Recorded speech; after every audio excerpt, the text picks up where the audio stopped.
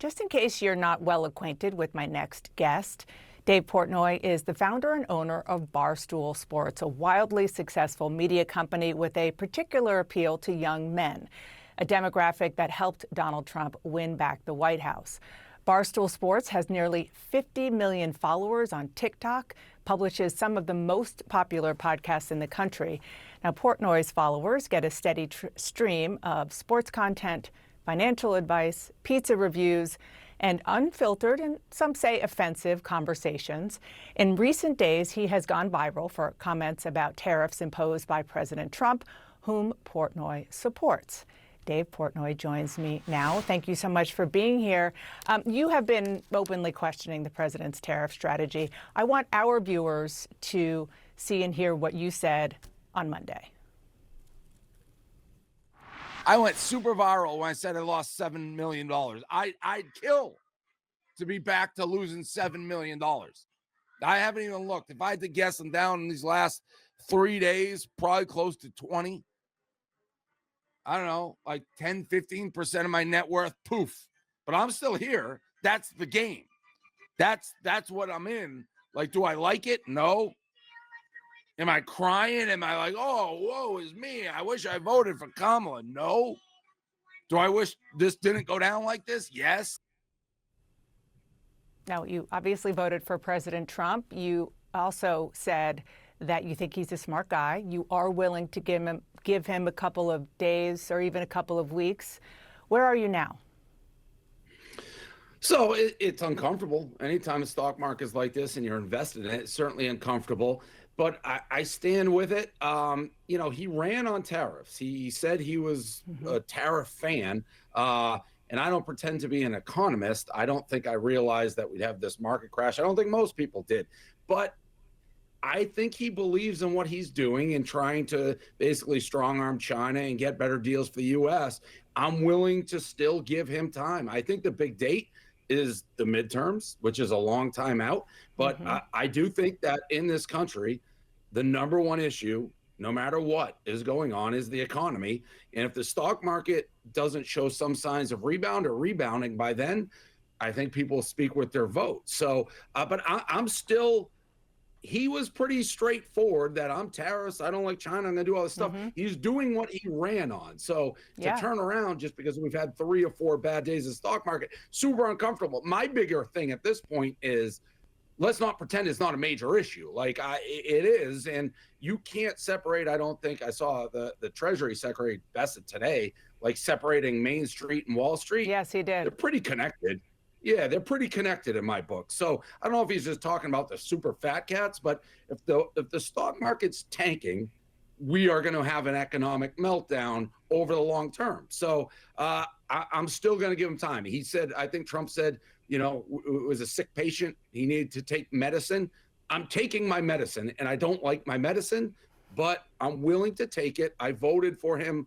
And in a way, it's disingenuous now to be like, hey, what are you doing with these tariffs? Because he did make it pretty clear he was a tariff guy. He did. No question about it. There's being a tariff guy and then doing it the way he is doing it, proceeding the way he is proceeding.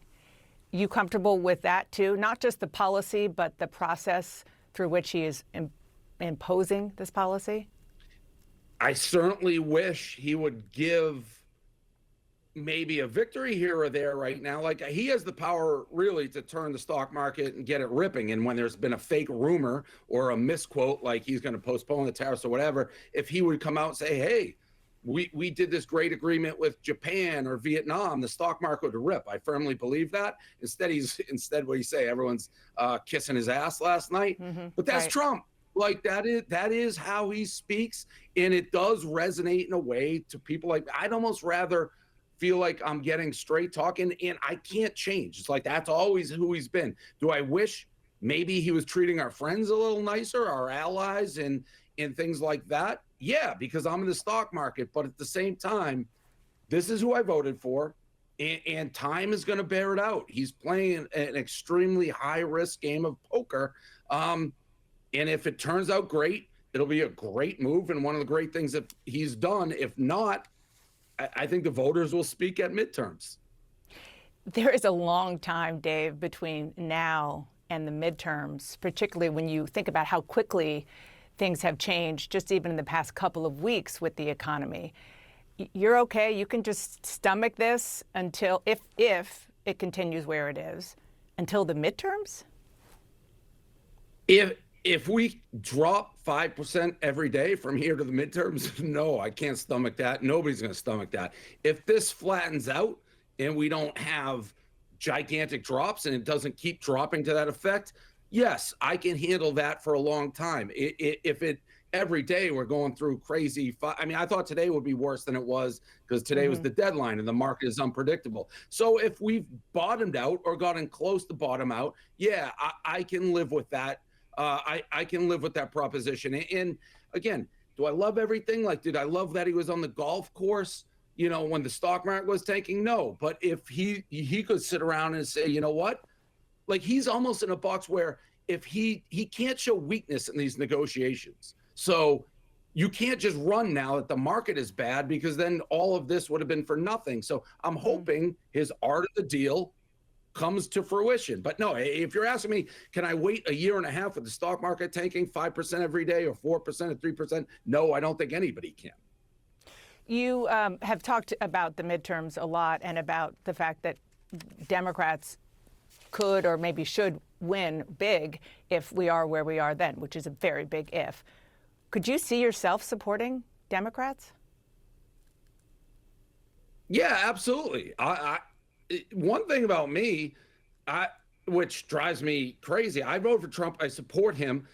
I was never like some crazy MAGA guy. Like I look at each candidate and I choose who I like. I think the left and a lot of even what they did with, I want to say, hiding Biden's mental state and not having a primary really drove me to the right. So I am not somebody who would just strictly vote based on Republican or Democrat. I vote on the people running, how I think they speak to me, the issues that are important to me. But yes, I will vote how I feel is the best interest of what I believe in. You have said and do continue to say things that many people find offensive, but other people come to you for those controversial things that you talk about, especially young men.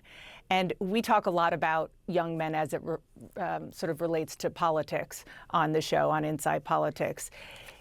Knowing your audience the way you do you think that they will stick with Donald Trump the way you are for now?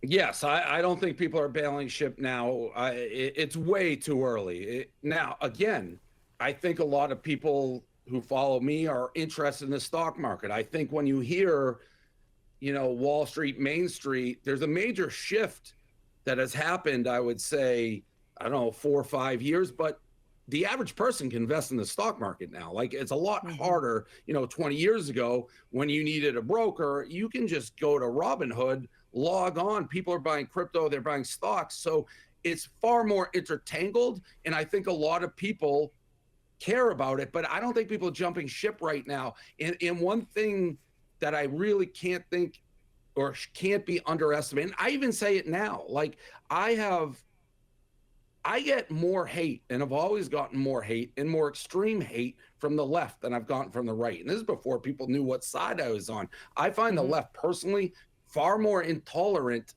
than I do the right. Now, obviously that may be because the right perceives me as leaning towards their side.